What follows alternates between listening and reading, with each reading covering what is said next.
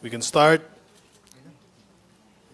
the question from Henry Uri of DZRH.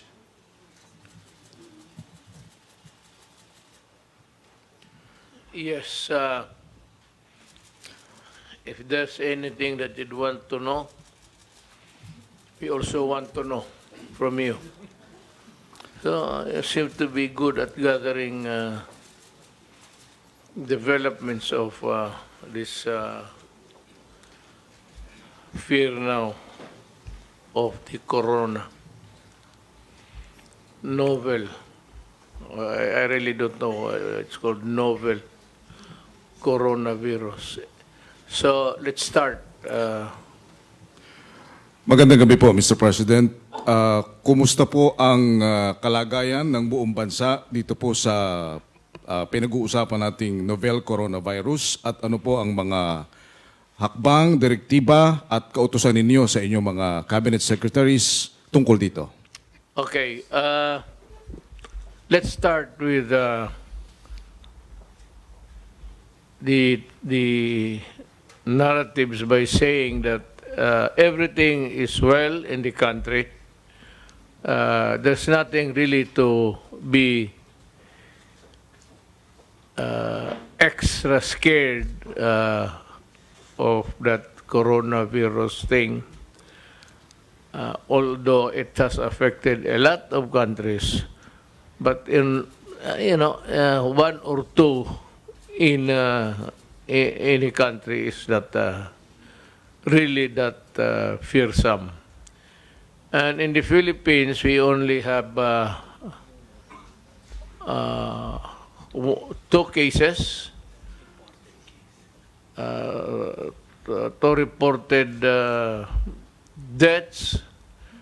And but they were Chinese, just imported, hindi galing dito. It was not a native of the Philippines, but rather it was an imported one, and the person involved was a Chinese. Ano yung isa? Yung parehong Chinese, pagkabi sa HIV/AIDS, hindi mo siya Okay. isa lang ho yung namatay.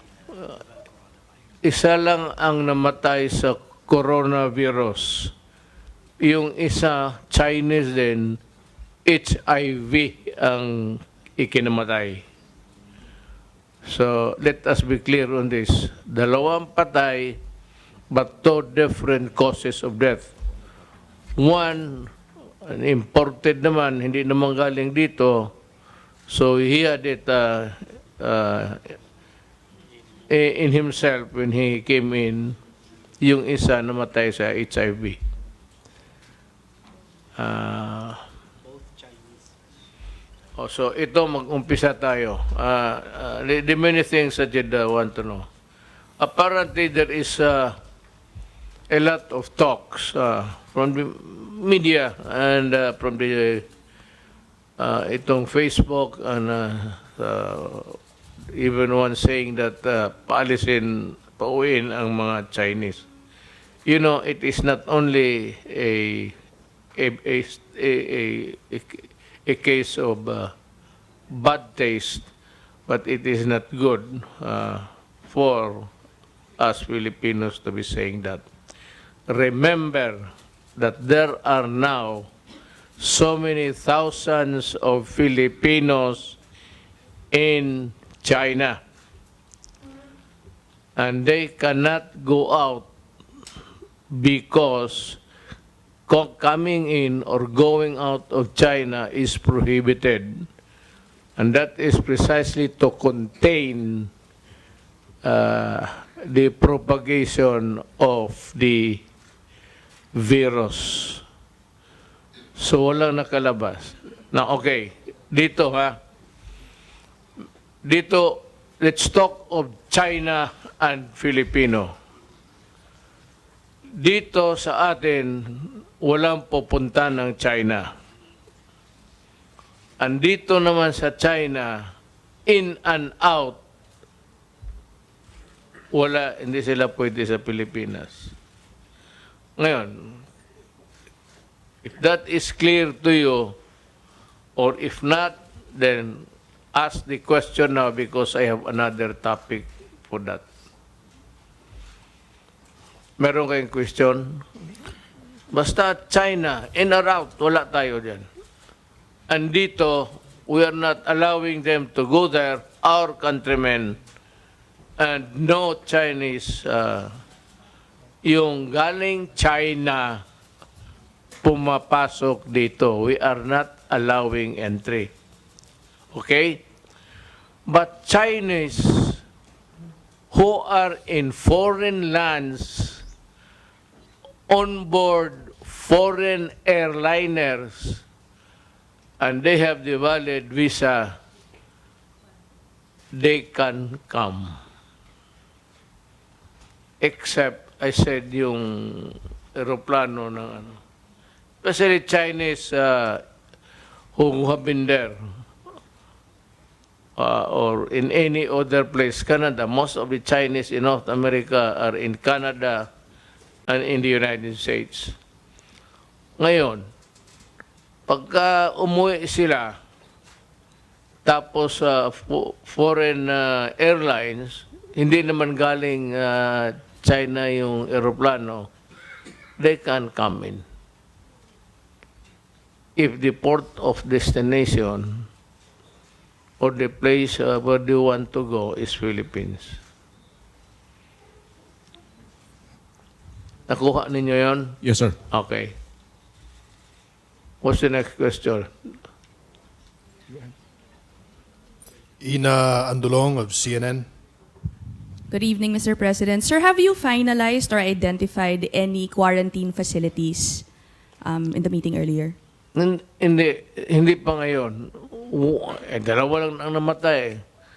But if it comes to a form requiring the quarantine of persons, either local or foreigners, I have directed Secretary Doki here to prepare a space, a ward in our hospitals or a separate building room where we can house them. And wala pa namang, hindi pa kailangan yan, pero I said we will prepare. Now, there is a certain area which was donated by a Chinese philanthropist na hindi nagamit. I don't know why, because that was really intended for the rehabilitation of addicts, yung addicted to Cebu. Ang problema kasi nito, well, tapos na eh. It's too late to be... Alam mo, sabi nila malayo. So they opted to have this community-based rehabilitation. You know, any expert about rehabilitation of addiction to anything, drugs, alcohol, you are removed away from your place of residence. Kaya nga that is a part of the regimen so that to train you really and to make you feel the loss of family, friends, house, community. If you are not sincere in being rehabilitated, you have to work out these sentiments by yourself na gusto mong umuwi sa anak mo. Kung itong dito sa malayo, dito sa malapit, kung community-based, tapos sa gabi wala rin magwardya, nothing doing. That was my misgivings actually when that was started. Pero because of the hysteria, ang nabasa ko noon, well, I said, I was a prosecutor. I was a trial prosecutor. And early on, I was already reading materials about rehab and addiction, how it affects your physical being. Yun ang nangyari. But that building, I think the first building is vacant, not used. Problem is, I think, si governor ayaw niya. Nandyan sa Fort Magsaysay, that building is inside a national government reservation. Maluwang yan. So marami akong ilagay dyan kung ang contagion actually, it's epidemic if it is just regional or local or national. It is pandemic if it is worldwide. So, yun ang ano ko. Or, I can, well, I will expropriate. Kunin ko yung building mo, whether you like it or not, in times of emergency, I can always, it is confiscatory in nature. You confiscate. Then you make it a hospital. Bring in the equipment and you stay there inside the building where the egress and ingress is controlled.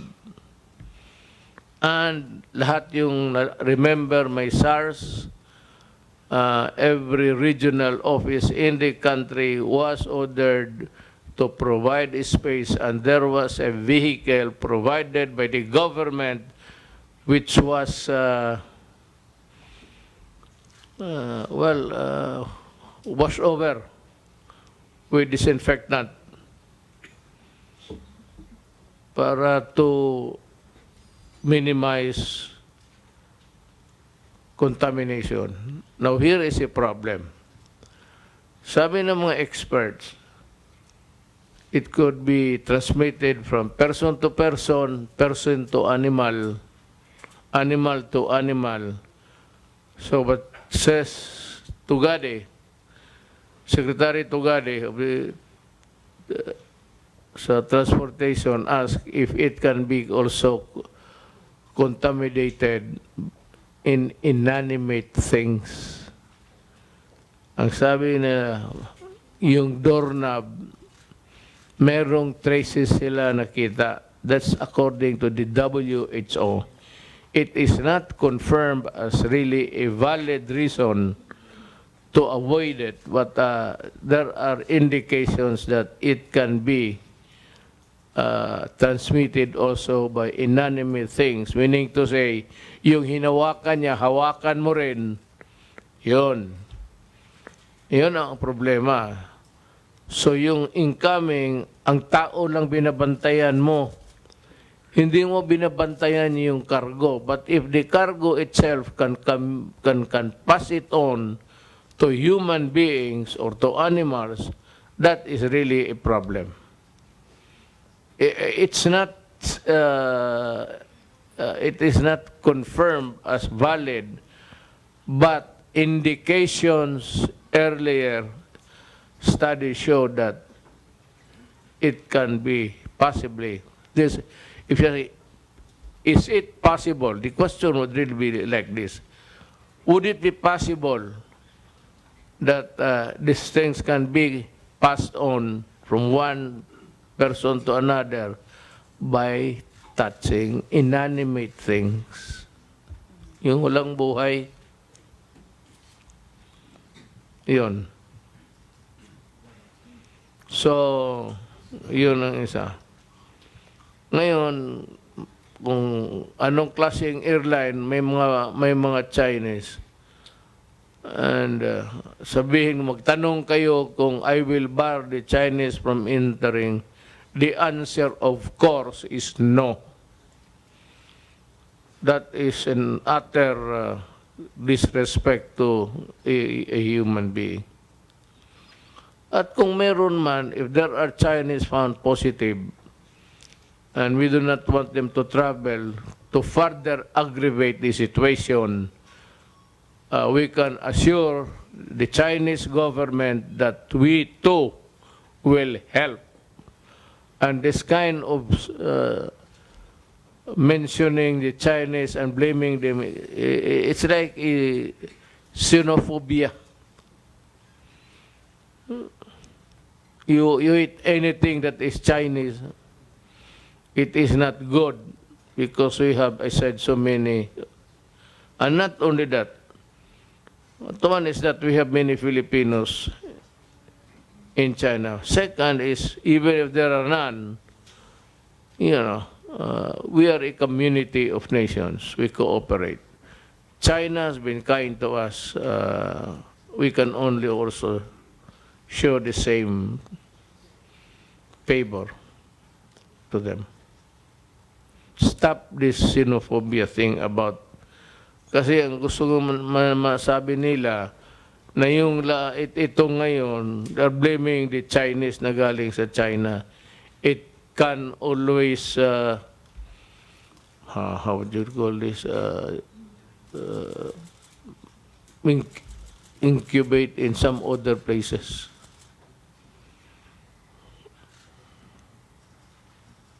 It happened in China, at least the first, yun lang. But that is not the fault of anybody, not of the Chinese, not of the Filipinos, not of anyone. It is really the world has passed on many kind of problem to the generations earlier.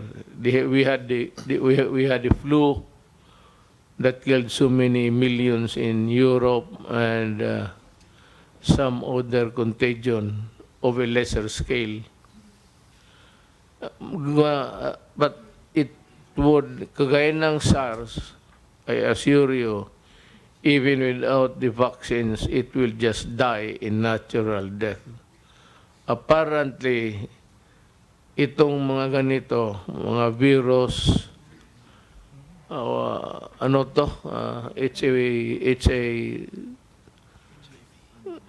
HIV, nawala na. Meron ko konti na lang. HIV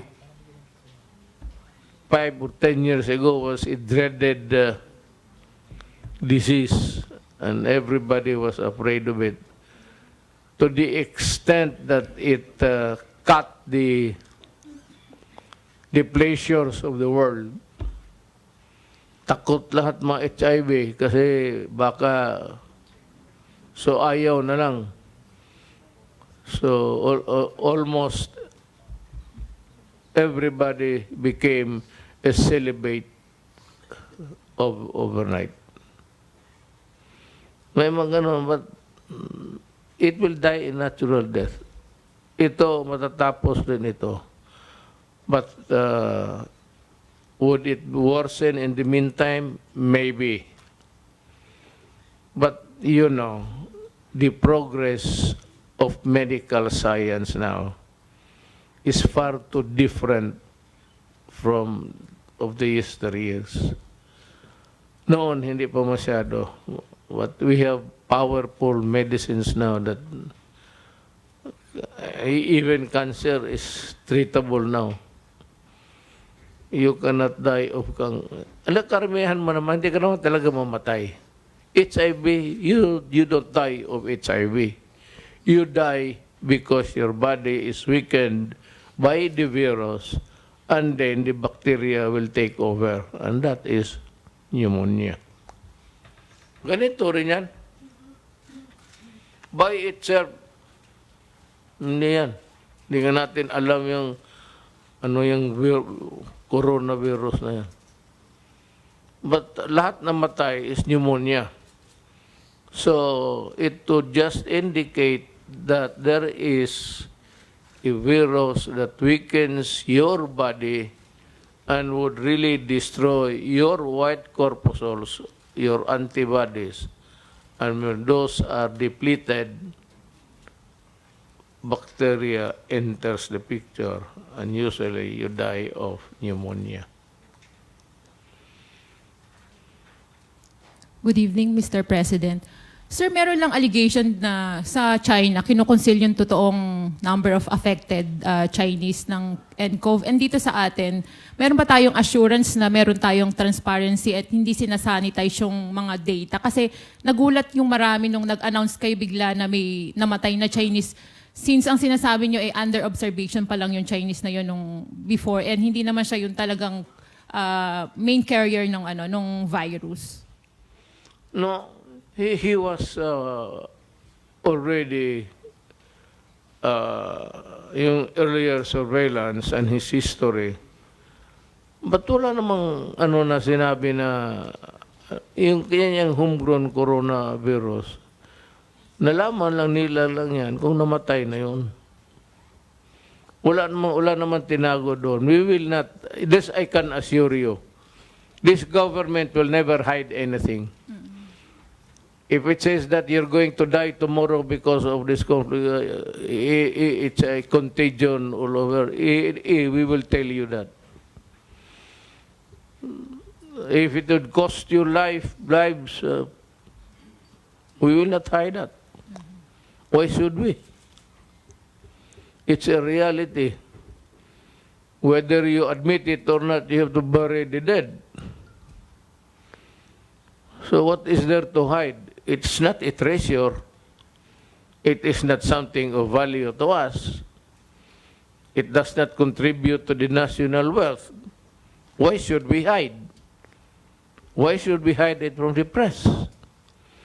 When we are supposed to tell the press, you, that go to the world and announce that there is this thing that's happening and this is what we should be doing. And then, sir, follow-up. Sir, yung DOH nag-a-advise sa public na magsuot ng face mask, pero ang reality, wala talagang mabili sa market. So, meron ba kayong plan to at least mag-emergency procurement para Yes. magkaroon ng supply? We are procuring and we have supplies coming in. You don't know. The supply is depleted because there is an emergency and there's a need for it. So everybody is buying. That's the reason why there is a scarce supply in the market. Without the virus, the masks are not being sold by the thousands. May virus kaya yung virus ang nagpamahal niyan. But if you're asking, is government doing something to buy more, to protect more? Yes, we are doing it. We are not just sitting down here. That's why we called for this conference. And we have resources coming in. We do not want to give you the expectations because that's something which cannot be delivered almost all on time.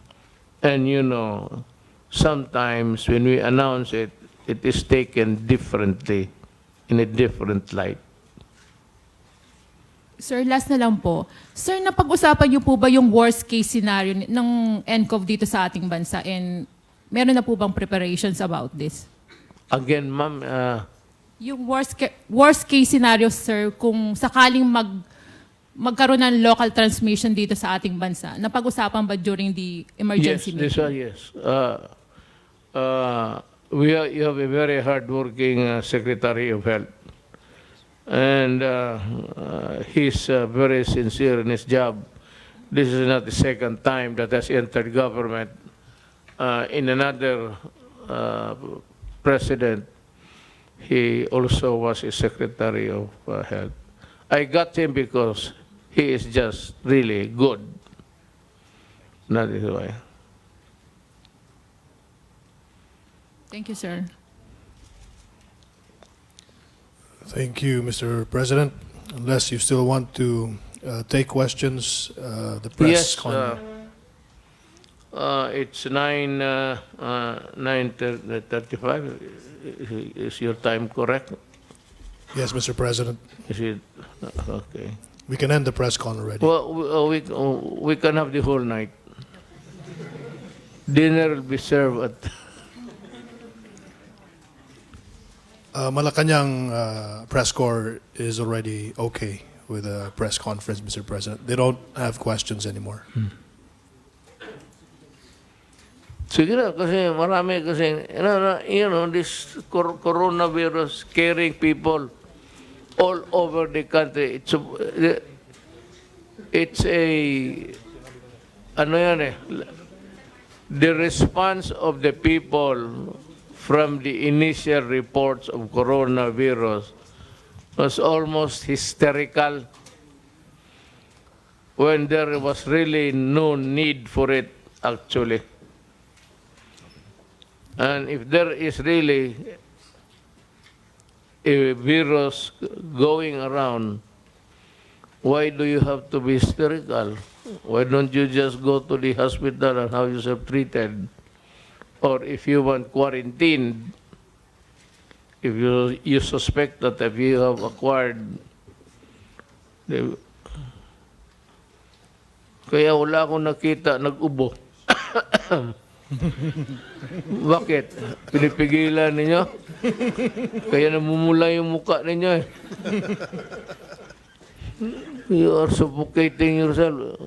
Feel free. We do not. Ay ako magkati yung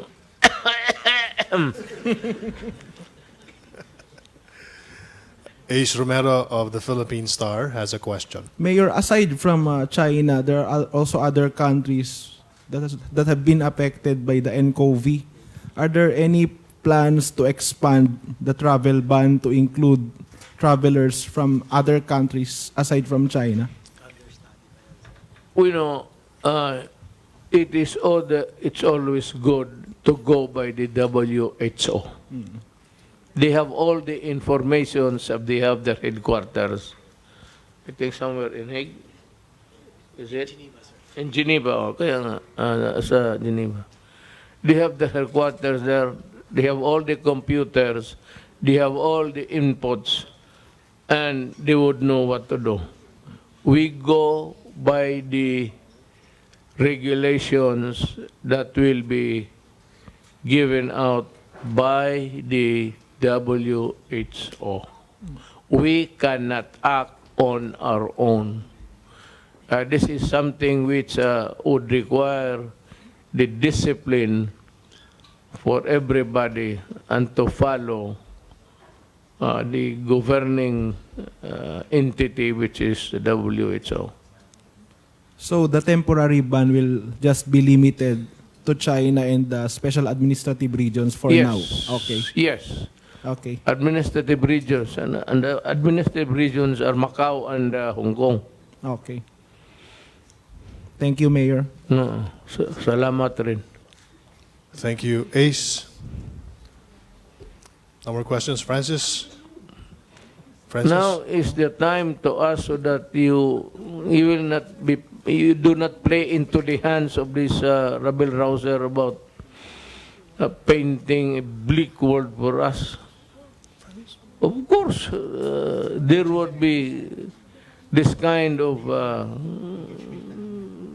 things that will happen in one generation or another. Francis Wakefield from the Daily Tribune. Sir, good evening po. Sir, tanong lang namin po, considering yung health niyo po, sir, di ba, na 74 na kayo, will you limit your engagement, public engagements po, considering na yung threat nga po ng virus sa country? Me personally, you're asking me personally. Well, of course, I'll tell you Yes, what. sir. I just said a little while ago, I don't know if you heard it. When my time comes, it will come. When your time comes, we will know because you will be absent.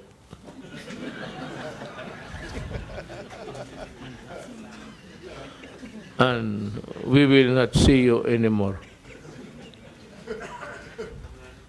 How sure are you that you will die? Or how sure are you that I will die? Or maybe even to speculate that I shake hands and get the virus. Of course, I shake hands.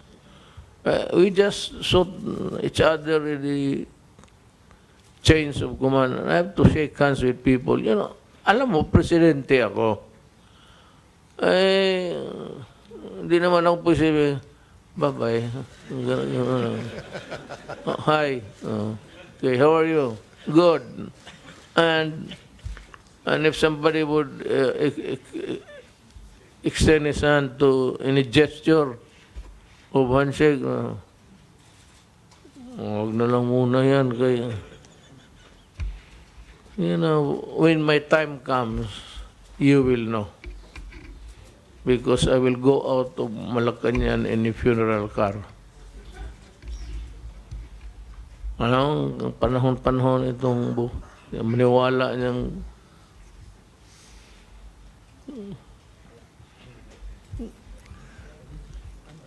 Thank you, What Malacañang Press Corps. Thank you. Mr. President, that ends our press conference.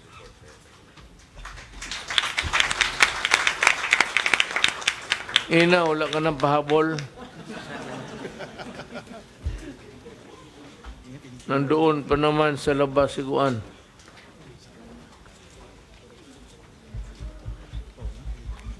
You know, I said, keep faith with humanity. And you know, since then, I said, noon ang cancer was a death warrant. Now, cancer wala na. You can still live, although you'll not be, it will not be equality life, because they're always in pain, or maybe taking medications.